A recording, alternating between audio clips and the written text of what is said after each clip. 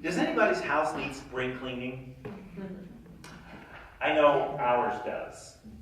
I told your sisters and brothers at the 5 o'clock service last night that books and magazines that I have been meaning to read have been piling up in my house, and I think they're actually mating and producing more books and magazines. I laid some back copies of Oprah Winfrey's Own on the coffee table, along with some Vanity Fairs, and I was feeling a little, I was missing New York, so I threw down a copy of a New Yorker magazine, and when I came back, I had a 3-year subscription to NASCAR racing. I don't know how these magazines are doing this. But you and I, who have lived for more than just a few years, know that cleaning house is more than just having the time and getting the right amount of garbage bags. Cleaning house needs a point of view. What do you want your house to look like when you get through? Do I want my house to look like a man cave? Do I want it to look like a show place where everybody is welcome? Do I want it to look like a sanctuary? Just thinking about it makes me tired, and so I don't do anything.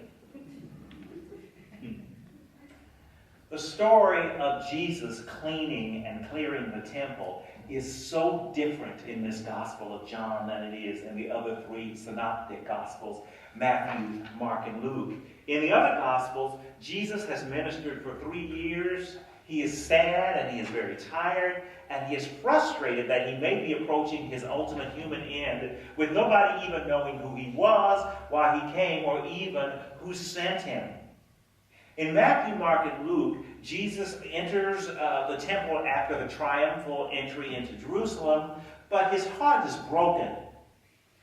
And he's just tired of nobody understanding anything, nobody getting him. And when you are tired, sometimes you can, even though you have good intentions, you can lose your cool. Mark and Luke, he was just tired of a ministry that was beating him down. And so by the time he got to the temple, he was just turning over tables in frustration at the way people were not getting his ministry. Often people refer to the clearing of the temple in the other accounts to point out that that was a very tired Jesus who hated the evil Jews.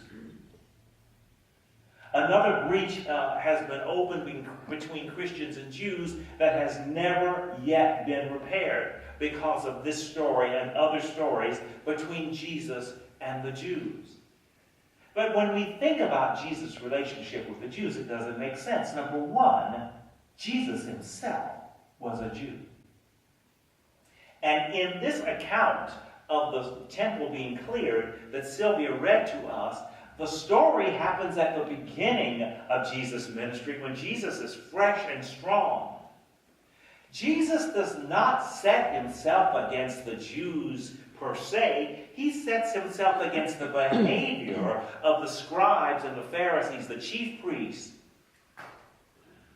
and turns over the tables with such vigor that the temple officials ask, "Give us a sign. By whose authority are you doing this?"